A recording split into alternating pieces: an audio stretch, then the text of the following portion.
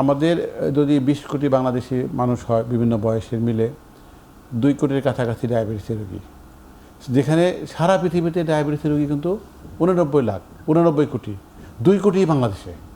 কি ভয়াবহ অবস্থা দেখেন। তার মধ্যে ইউরোপের যারা যে দেশের যে দেশগুলো তাদের নাগরিকদের সুস্বাস্থ্য শিক্ষাকে সবচেয়ে বেশি গুরুত্ব দিয়েছে, সেখানে কিন্তু ডায়াবেটিসের রোগীর সংখ্যা বৃদ্ধির হার তারা লাগাম ধরতে পেরেছে, সীমিত করতে পেরেছে। কিন্তু কিছু কিছু দেশ আছে যেখানে ডায়াবেটিসের রোগীর সংখ্যা হু হু করে বেড়ে যাচ্ছে, বাংলাদেশ তার মধ্যে একটা। আমাদের ডায়াবেটিসের রোগীর ঝুঁকি এত বেশি কেন? যদি ইন্ডিয়া বা অন্য দেশের সাথে মিলান, দেখবেন যে বাংলাদেশি মানুষদের মধ্যে অল্প বয়সে হৃদরোগে জনিত মৃত্যুর হার বেশি। আর ডায়াবেটিস তো অল্প বয়সে টাইপ 2 ডায়াবেটিস পৃথিবীর বহু দেশের মানুষ দেখেই না। এটা কিন্তু খুব স্বাভাবিক ঘটনা নয়, কিন্তু এটা হলো জীবনযাপন ব্যবস্থাপনার চরম ক্ষতিকারক প্রভাব পড়ছে এই যে বাড়ন্ত ছেলে মেয়েদের উপরে।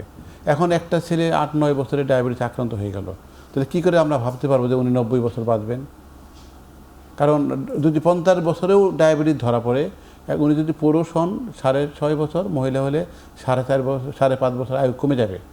যার 10 বছরে ডায়াবেটিস ধরা পড়েছে টাইপ 2, তার পক্ষে কোনোভাবেই কিন্তু 70 বছরও পৌঁছা সম্ভব নয়।